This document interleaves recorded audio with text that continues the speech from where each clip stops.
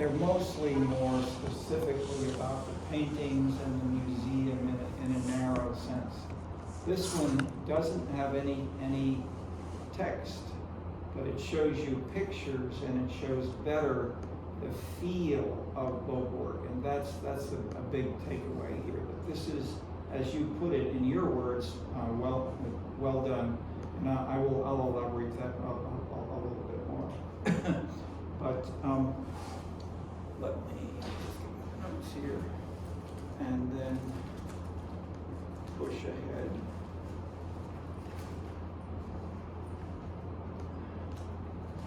The bigger topic of this section is what are some of the theories about culture that we'll cover in the course, but in searching for anything especially from the social sciences. But what we really are doing is joining the social sciences with the arts, and the arts come from Leonardo da Vinci, from the Italian Renaissance, and theorizing of artists and literary people, novelists, and interpreters of including architecture for the French in particular. Francis I was furious that the Italians beat them in the Renaissance. They were there first, and so he tried to hire the Italian painters. He couldn't get them except for Leonardo da Vinci. He did manage to probably the most distinguished. He became the French chief advisor of the King of France, and he had his own little castle and so forth. And he brought the Mona Lisa to the Louvre. So the Louvre was still the main palace. Then they built Versailles after that. But the point of Versailles after that is the French answered not just with painting, but more with architecture. And the Louvre was a dramatic building in itself in the middle of downtown Paris, but building Versailles outside of Paris, and then even more if it's easy to pick up a few of those, just yeah, I'd say interrupt for a second. If you can just get a few images of the chateaus of the castles of the Loire, Loire River, castles of the Loire. And we'll just show a couple of these. I mean, they were the models, if you will, for Disney, the Disney castle. These come from the French. These then get copied by the Germans and by others and so forth, Bavaria and the like. But and of course Disney.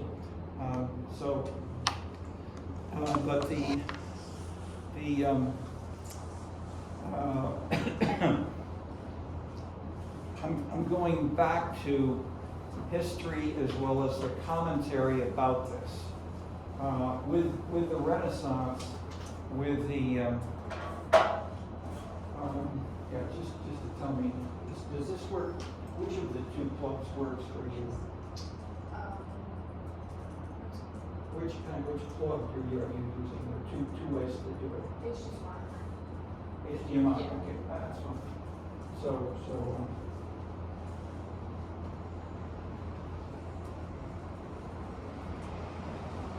Okay, very good, fantastic. Okay, and that's fine.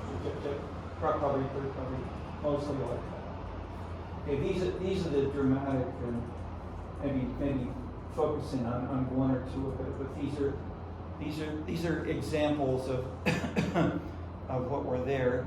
They were created. His name was Francis, named after the country of France, Francis I.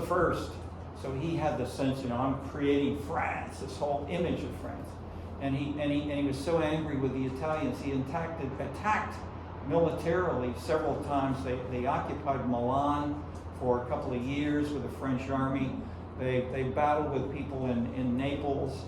I think they captured the king of France, etc. Back and forth. But the rivalry was there. If we then go to the theorizing Francis I also created, he took again the Italian versions of what were called academies, but they were small, and Italy was not nationalized. It wasn't a nation with lots of national institutions. The French, Francis I especially, had this view: we want to create a strong state, and we want to have ideas and intellectuals and artists advising us to make us a stronger state. And let's create the best thing that he saw around was in Italy. These little academies, and he said, we're going to have national academies. The first one will be the French Academy. And that was mainly staffed then by artists, novelists, poets, literary people, and then gradually it became broader. But then they created an academy of science, so it'd be, social science, basically. And so these have then spread from France to Russia, as you had people like the emperors of Russia come and see what was happening so visibly, and was the global headquarters, if you will, of attracting talent and visitors, especially most visibly, say Austria, Germany, and Russia. They would come to Versailles and then try to take things back to Vienna or to Moscow or St. Petersburg. And so they created academies. Let me take that back. Not for Germany. Not for Germany. No. This is really central. This was Russia, the Central and East European countries like Prague and the like, and of course now China. So the Chinese. How many of you may have a Chinese background knew that your academies came from France? No. Okay, that's what I'm telling you. That most Asians don't realize these were French adapted, generalized to the nation, and using them in a way that was linked with a strong state and not, if you will, appealing to citizens, nor appealing to scientists or artists. They were appealing to, they were institutionalized to work for the king, for the country, and the country was then the king or the emperor in those earlier years, and strong authoritarian leadership. Okay, so the part one. Part two about the theories. My PhD was on the emergence of the French university and where and how the French university works and these institutions works. And I was a student. I went to art schools in Paris and in New York. I learned I was not going to be Van Gogh or Rodin, and so I shifted gears, became a social scientist instead. But trying to see how these things work and see how the institutions around the arts and around the universities and intellectuals work led me to do a PhD on this and to see how the French university and the academies work in part like the state more generally, the national state, but also the cities and other regions and how they vary and how they support the arts, as they do a lot more than in other countries of the world. Historically, the French have done this for hundreds of years. So they often have a big ministry of culture. What do we have in the U.S.? No ministry of culture. We have a national endowment for the arts. It's a tiny organization, and I've worked with them. I've been with their national, their largest program is called Our Town, and I've helped them evaluate and analyze the way that the arts in the U.S. could be bolstered, building up on what's being done elsewhere. But both the institutions and the theories about this are further along, especially with the French, some of the Germans. So I'm leading into Weber and Durkheim, as they were theirs in founding sociology and parts of economics overlapping.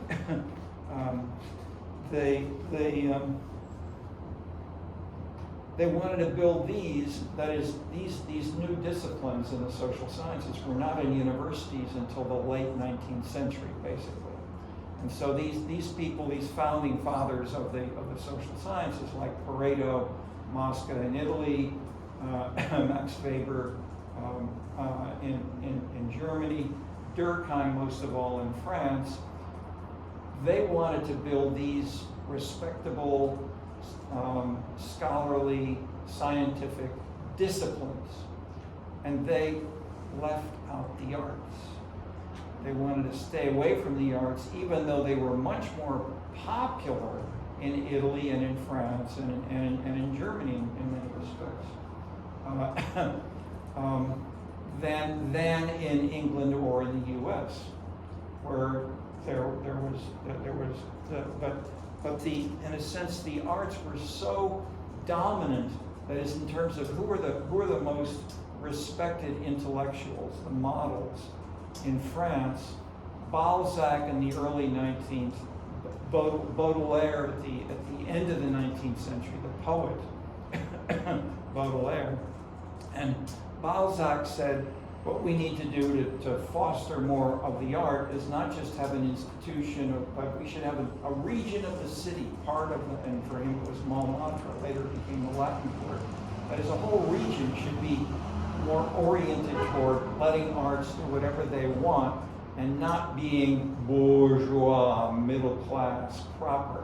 If people want to, have green hair, white hair, change this, dress, undress, we ought to let them do whatever they want, and then we will have more free art to be not constrained by and so Baudelaire then wrote about prostitutes, street life, difficulties, all kinds of things. Evil, The Flowers of Evil, is a famous book of poems.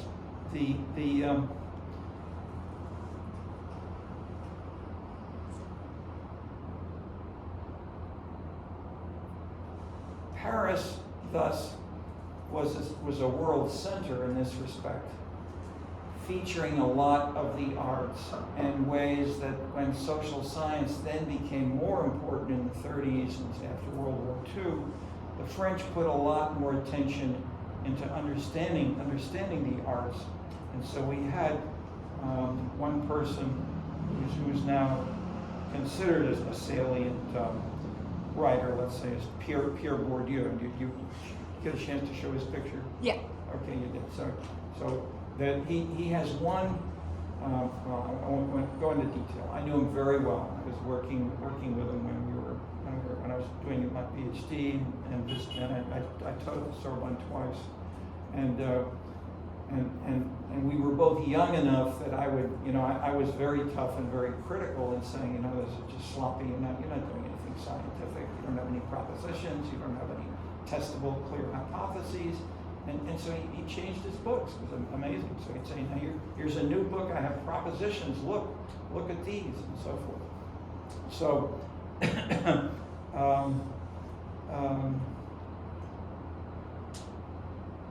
Bourdieu's Simple Theory is the title of his book, Distinction.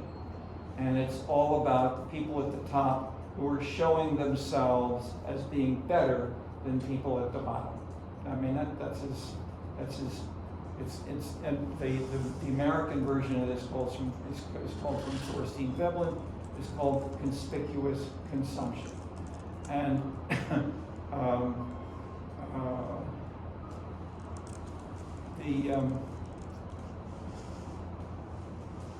showing off, but one of the kings of France had a famous quote in it.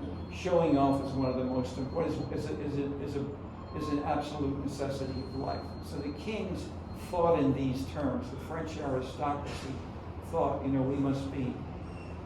And so Louis XIV and others would start with ballet as part of their daily activity, posture, standing properly, eating, of course, fantastic food, etc.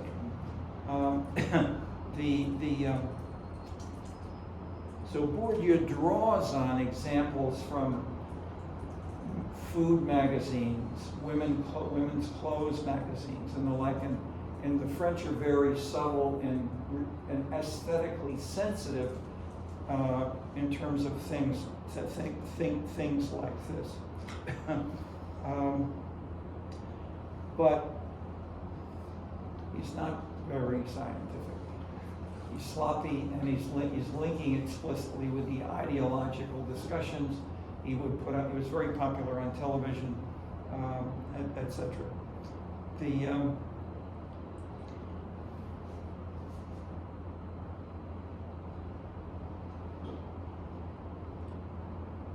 Max Weber, we have two selections from briefly. In one, he says, we can't deal with the arts. It's too different from economy and society and politics. The rules of the game are so different, we're just not going to talk about it. And in another section, he does change his mind a little bit. So he tries to link, his famous book, which really catapulted him in world social science, was The Protestant Ethic and the Spirit of Capitalism, of linking religion, of Calvinism, to the whole rise of the West, not narrowly capitalism, but a sense of building rational institutions, the backgrounds of thinking about structured music, about having markets, of exchanging things, but where and why are people thinking differently, and how to, and so what he's written about the arts tends to be heavily influenced by that. So after he did his books, it's after The Protestant Ethic, he then went ahead and said, why is Protestantism and Calvinism so different, for instance, with Southern Europe of Roman Catholicism, and then goes on to go further to India and China with books on those two countries especially, of why and how are they different. Why didn't they? They developed civilization hundreds, thousands of years before the Europeans. Why didn't they go further and do the things which we now think of as modern in, say, the 18th, 19th, 20th centuries? Why were the Chinese and Indians after instead of before? And so that's his big question. He focuses especially on religion in each of those, but not to say it's quote a deterministic pattern at all, but where and how is this different in the way these work in the West compared to, and China and India are both very different from each other. But I'll go just add one more footnote for the Chinese especially. Another term he used was ideal types. So instead of saying Chinese, which would be a very simplistic, overly general ideal type, what he focuses on are peasants, bureaucrats, overseas Chinese, and these types of people have very different lifestyles, values, perspectives. So he elaborates how these, and one of these are sort of city municipal businesses. They may be traders, they may be shops. In the distant past, they were very small, but they tended to be major leaders at the local level. But they did nothing in terms of foreign policy, military, even a lot of the police stuff. This kind of control that tended to be the national state. So that separation between government and finance continues today, and is part of why Russia and China are different in this respect. So when they ended after 1989, with Gorbachev, they ended the communist tradition. There were many changes in China, but they were done in the economic system of recognizing more capitalist activities, but not in the political system. So the political system still has a strong communist party and a strong way of separating those two. So I'm pointing out that Max Weber pointed this kind of thing it's Chinese history tradition. So, and I'm making a theoretical point that ideal types are a way of at least beginning to say, don't try to talk about China. It's too vague and general. There are lots of kinds of Chinese. So if you're thinking about, okay, so and then how about the same for the French? How about the same for Americans? There are many, we have Bohemians, we have Greenwich Village types, say in the 1920s, coming from Paris. We now have Bohemian neighborhoods in Des Moines and Cleveland and little towns all around America. So we have this spreading of lifestyle and arts, especially since 1968 and 1989, as I've talked about this cultural revolution. These are called cultural revolutions around the world, but especially in Northern Europe.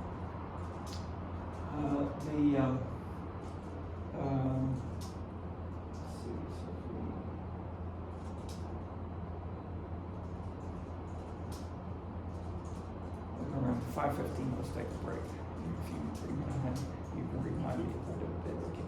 Let me hesitate for a minute here. Questions on anything I'm saying? I'm sort of giving broad or general background, complementing most of these readings to try to give you more context.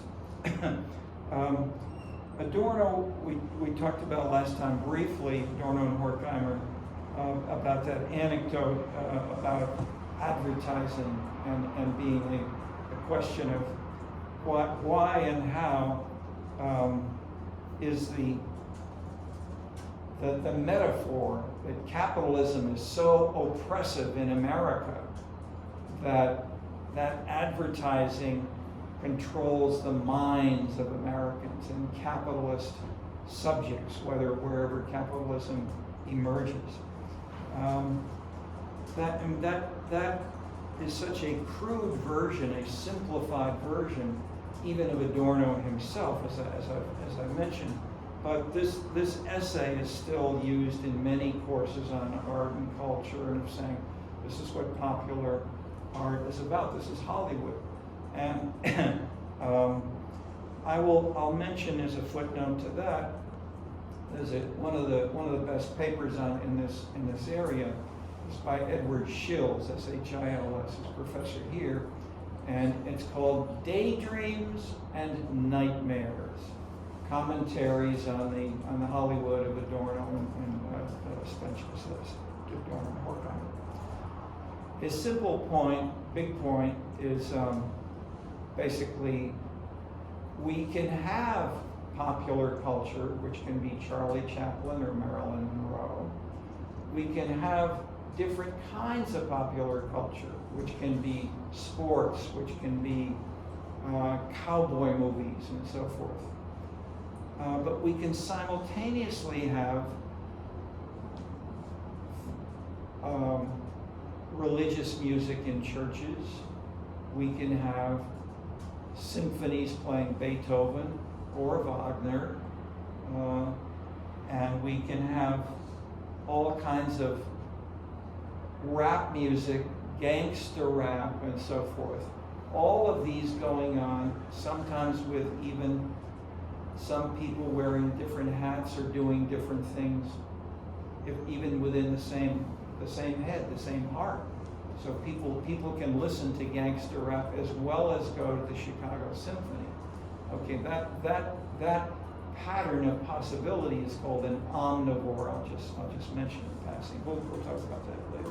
But the basic idea is there's not one clear model which everybody has imposed on them by capitalism or the Chinese government or the French government. There are lots of different kinds of people, and if you recognize and look more closely, it is silly to try to have one model. Although the next three readings I'm mentioning here are Adorno, Bourdieu, and Ritzer. All of them are really imposing one view and it comes basically from capitalism and markets or the title of Ritzer is called The McDonaldization of Society. That tells you the story. That we all eat these McDonald hamburgers, and he doesn't ask or say anything about people who are becoming vegan and the explosion of veganism, all different kinds of people making their own kinds of food, etc., or the say in places, especially the Northwest, Seattle, Northern California, there are people who drop out. You know, they may work on Wall Street for 10 years, and then they leave Wall Street and say, I don't want any more of this. I'm going to go to Alaska, or I'll go to grow special kinds of strawberries and just build these strawberries so much better than anybody else. We'll sell them to the best restaurants, at least in San Francisco and Seattle. They may not reach as far as Chicago, but or green beans or corn or things. That is, we've got it. That is, there is an aestheticization going on around us, bringing to bear of how you grow corn and how you taste and listen and feel that kind of sensation. That is a transformation away from efficiency, cheap, mass, high production money in narrow terms. So that is, since especially at the end of the 20th century, that is 3 centuries ago, the aristocrats like the kings, they were doing ballet in the morning. You know, they were doing the arts. And then with the spread of novels in the 19th century with Dickens or Balzac and then others, this began to spread, but that was still a relatively small part of the population compared to the late 20th century. These have become mass phenomena where people have more time, more money, more leisure time, and more sensitive to all aspects of the arts, such as low income, I live in Bronzeville, low income African American guys define themselves by their kinds of basketball shoes that they wear to school. And they want to have Michael Jordan's kinds of basketball shoes, and that shows that I'm a really good basketball player. And I take rap videos of my gang, and we taunt and we criticize the other gangs. And so this is not just University of Chicago students. That is, the arts are being actively, visibly used in Bronzeville and with low status folks. And the surveys then show, we have a survey of the World Values Survey, does this internationally, and say, how many of the following organizations are you a member? Unions, churches are number 1 and 2 in general in much of the world. But if you go on down a little bit, how have these changed? Well, these traditional institutions are going down in membership, but in the last 20 years, the opposite. The arts are taking off, national and international surveys. The Dutch leading the most dramatically, 300% increase in the Netherlands, 200% in the U.S. In Asia, Koreans are probably the most important and increasing. And the Koreans are known within Asia as creating the best rap, Psy, etc. And lots of what are called the Chinese versions of soap operas. They're more popular. I've had visitors here from China who told me the Chinese audience wants more of the translated into Chinese. The Korean soap operas are better than most of the Chinese are able to do themselves. So we have both, and they show Chinese as well as Korean, but they're in competition, and the Koreans are often more popular. So that, in a sense, the Koreans are the Italians of Asia, one can say. And so they They brought some of this, and so soul today, soul for I won't go too far, except just I'll leave it at that.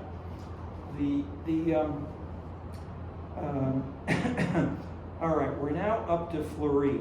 Okay, Fleury's book is the main in this section here with a star, first half here, and you've now seen and maybe you've seen bits. It's a summary in English of 3 books, and I got to know him a little bit, and I learned about these, and I was amazed. So these are the 2 big books that he wrote are on 2 institutions, and he did these as his big thesis. After he read the work of Bourdieu, he's probably 20 years younger than Bourdieu, and he got to see. So Bourdieu's idea is, he defines culture as what you could call high culture. That is, he omits largely the Hollywood style, popular films, popular activities. Nevertheless, he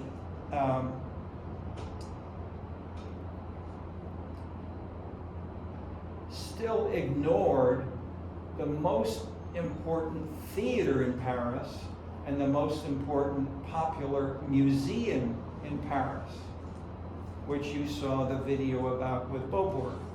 So Beaubourg not only means, so you have both the Louvre and Beaubourg.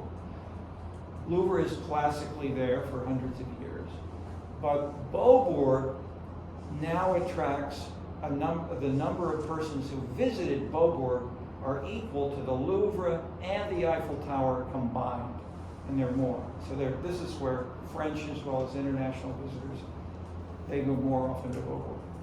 These are distinctly the more younger, more, let's say, slightly bohemian, slightly exploring lifestyle, and so different kinds of things rather than the established traditional classics, which are more, first of course the Louvre is just the past, but there's also the river. There's a more modern art museum, but that's still the established. Okay, so that's Beaubourg is one. The second one was called the TNP, the National Theater,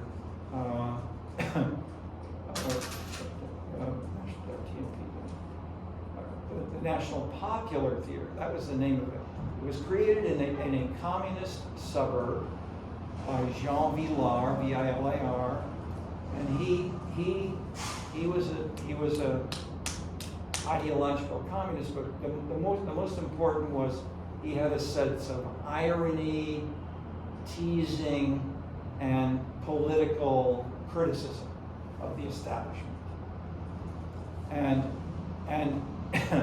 he got to know the people in the Communist Party as he was a member, and he said, why don't you bring some of your blue-collar workers to our theater, because this is a communist town right here, and we want you to come, but and we can have some of our people who are actors or myself as director, we'll talk with you and with your blue-collar members, and we'll sort of get you involved, and we're showing you how the revolution in Marx is really there if you look at Shakespeare, or you look at Moliere, or you look at plays which were also performing. And they did. And he did this with so much talent. He was not doing simplified, crude ideology. He did it with subtlety and more. And I was then a student, and I was amazed at how creative this was done. And then I tried to. Then not only did they have Communist Party things in the suburbs. Then they got moved to the center of Paris. They were in a fantastic location. They were the leading theater in Paris at the time. He then also had in Avignon, that is several of the big cities in the south, Avignon, Aix-en-Provence, and nearby Marseille and so forth. They are booming in the arts, and they could have, several of them would have 1 month, Avignon would have theater for a month. And people would come from all over France or all over the rest of the world and watch the theaters, and they'll have, maybe 100, so it's like what we're doing now, because we copied in Chicago. We're doing this kind of thing for 4 months in Chicago. We have the arts. So we have, the southern French cities were these models, and they had I think it was a 2-week session that I went to when I was a student in Paris. We'd stay in a lycée, a high school, and then go each day. We'd listen to the actors, the directors, and people talk about how they make make the theater work and make it so interesting.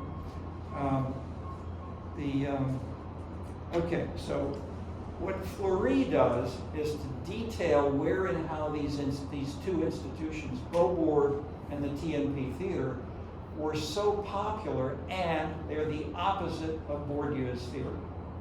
They're not just people at the top saying, we're upper status, fancy bourgeois, dress like us, think like us, do like us. No, saying challenge the establishment, do things differently. And that's basically the tone which you could feel if you let yourself see in the video of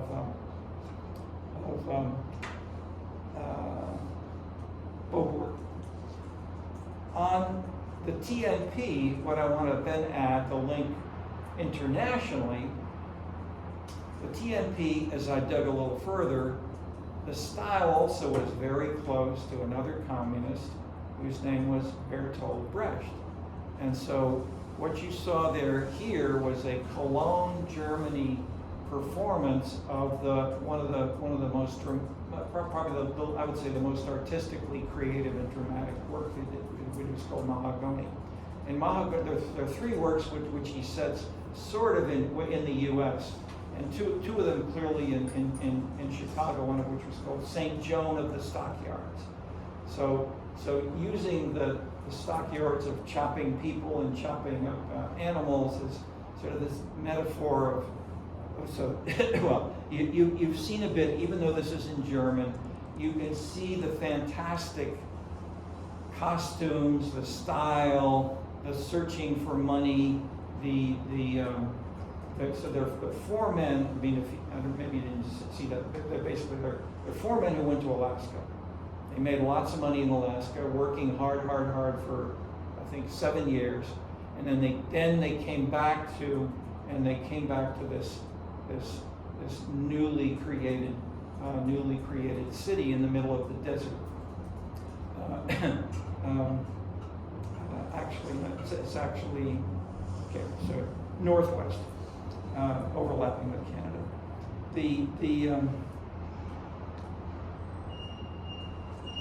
The music is from Kurt Weill, and the collaboration of the two, where they did the 3-penny opera, was more popular, but Mahagoni was a more sophisticated work musically and literarily. And what this in turn led me pursuing this stuff was to go to Brecht, and Brecht had just died, but his wife was continuing the theater which he had created, which they continued first in the 30s, but then especially after World War II, and it continued. I think it still continues today, but basically so both in West and East Germany, what you saw was an image of how the young Germans, and when I was a student there, going to the students from around other countries of Europe, especially, the Germans they were so good. I mean, the Americans and all the people, the Italians, the Spanish world. Why don't you do a Spanish dance and song for us, do something. And you the Americans, can't you do something about some kind of dance? And so everybody else was lousy, but the Germans were fantastic. And so the German students performed parts of what you just saw, mahagoni. They could sing atonal music, and they could dance and perform as if they were in the theater themselves. And so I'm just pointing to this as to this was not about communist ideology. This is about the aesthetic excitement of dramatic and ironic costumes and taste and the like, which you can see even if you don't understand the details. Basically, 4 men come from Alaska, then there are four women of the street who show up together, and then they go through the 4 sins or the 4 needs that you need, from food to sex to boxing, etc. And then how each of the 4 are killed by each of their favorite activities.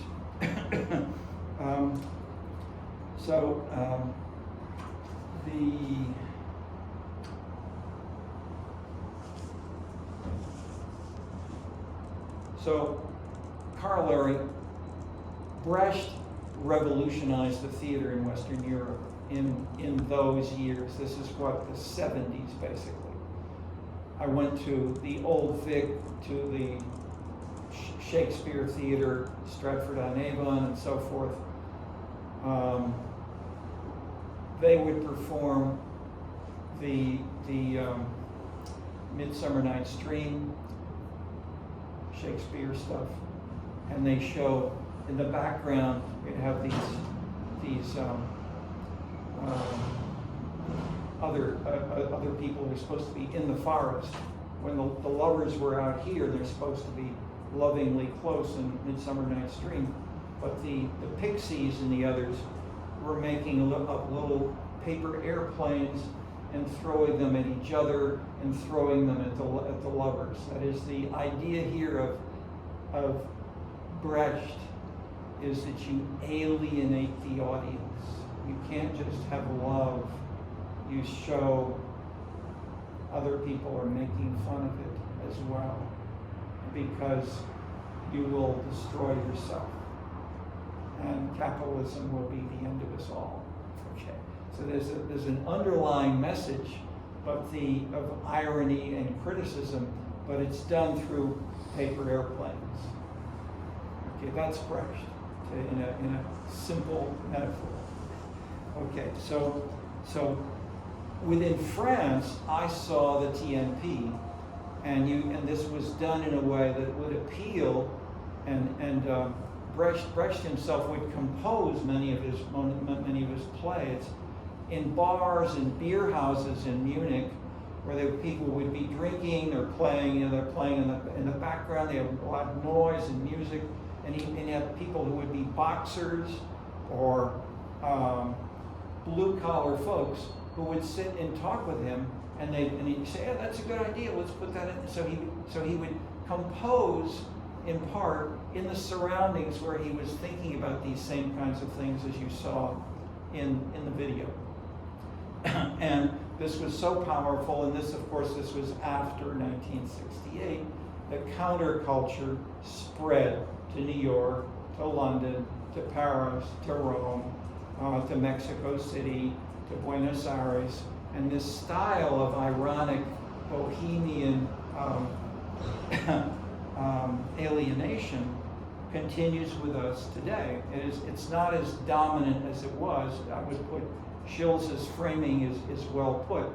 It's one kind of strong version which you could have more forcefully, say in San Francisco or in Berkeley, than you do find in Dallas or Milwaukee, for instance. Although even within Milwaukee now, you can have a certain number of bohemian things going on. And within Texas, Austin is still the more let's say, centrist city and campus compared to Berkeley. Okay, so let me stop there for a bit, as I've given you background of some of the theory and how I've tried to connect for some of the. Well, let's just start and see if you just to get a little bit before we forget, but just any quick reactions to this, and then let's have a break for food and we can chat together or whatever. What are your thoughts from what I've said based on what you've seen here and what you've been able to read any of this stuff? Yes? I have a question about the Pompidou's. Just a little bit louder. I have a question about, I think the paper said the Pompidou Center is the anti-elitist, and as far as I Anti-establishment. Yeah, it's anti-elite, right? Yes. Yeah, but I think from my perspective, if it's in a museum, that the people should Even what? if people they want to in a museum and A museum.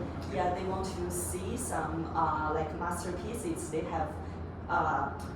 They should have their own observations on that, so they should be well educated, at least in sometimes.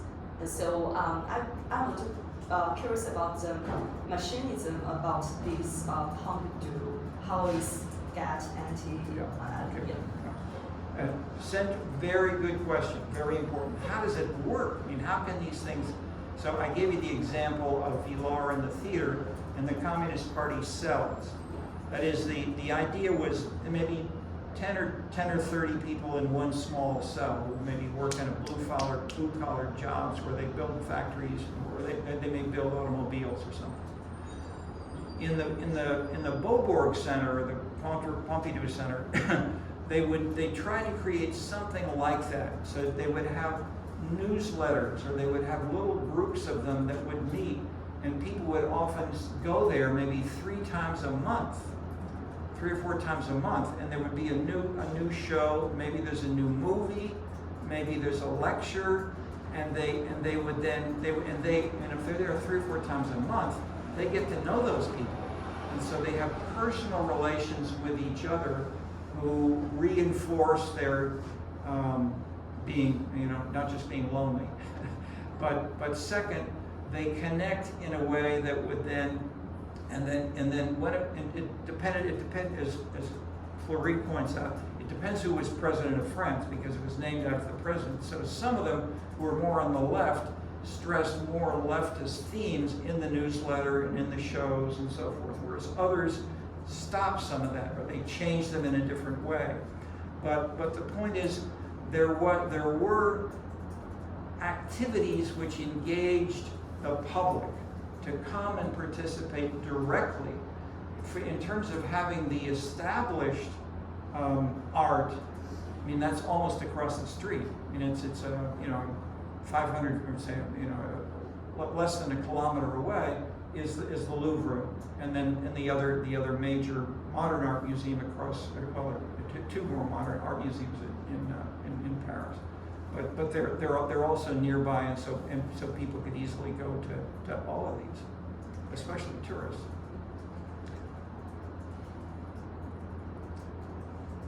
So these are what is a 400-page book where Fleury elaborates things like this, and he also, he mentioned what he says. What led him to do these in part was he was so angry at reading Bourdieu's writing about this, and Bourdieu was attacking continually the ministry. Well, the ministry culture was created for the first time when Bourdieu was relatively young.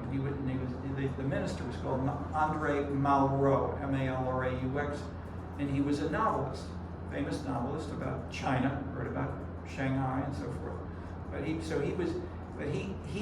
He wanted to spread. His view was under de Gaulle,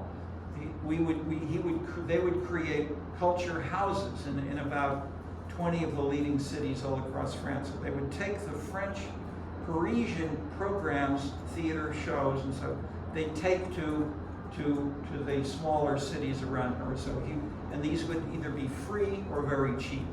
Okay, that was the policy of Malraux and of the democratizing culture in their conception, but it was imposing from the top in that sense.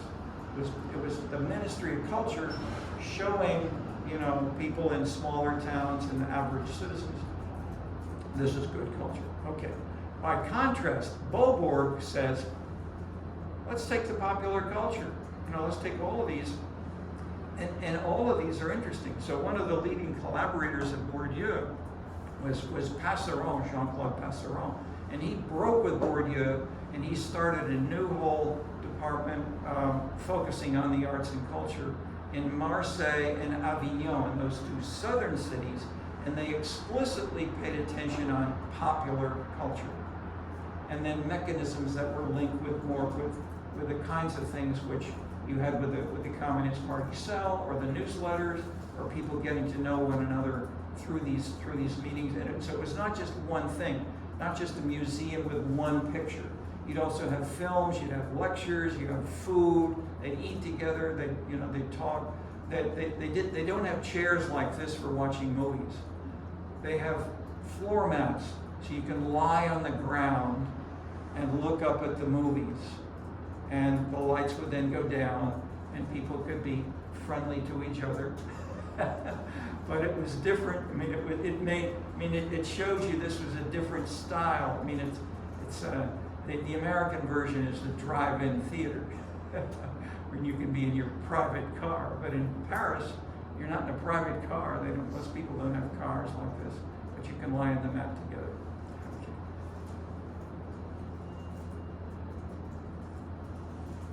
Question?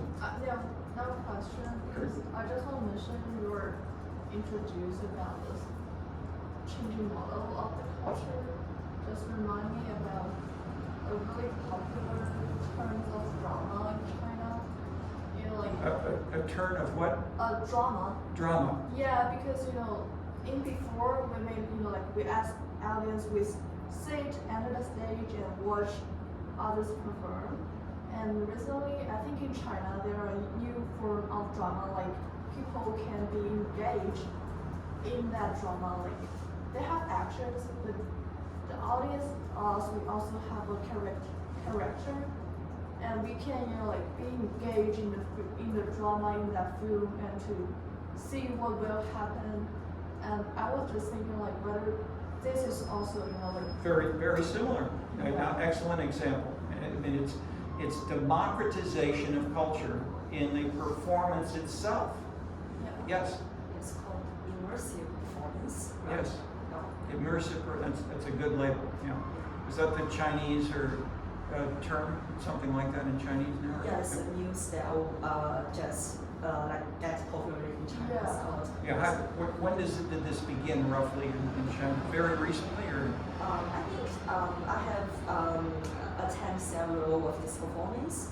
It's maybe emerged into about 12, 13 years before. Yeah. So very new then. Okay, so it's Yeah. very okay. Yeah, very new, and it's basically like conducted in a games. Yeah, like in different groups, and you can choose the paths that you can like play a role in that games, and you can interact with the NPCs. Yeah. Okay, no, excellent. Okay, why don't we take a break for a bit, say roughly, maybe a little less than 10 minutes, and reconvene. Thank you for dividing it up, and that actually I think that's probably a good, not all, it wasn't such wasted time if we had the and you were still